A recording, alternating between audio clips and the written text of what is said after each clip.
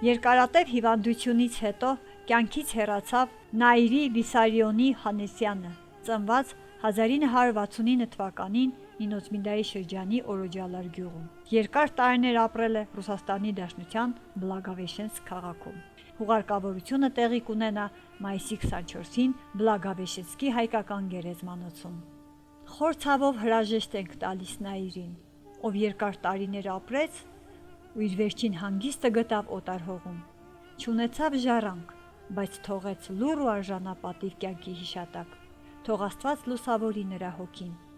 Իսկ Օտարհողը դառնա խաղաղ հանգրվան, հոգիդ լույսի մեջ հանգչի, Նաիրի ջան։ Մամփրե Նորսոյանն իր ընտանիքով խորը վիշտ է ապրում Նաիրի Հանեսյանի մահվան կապակցությամբ։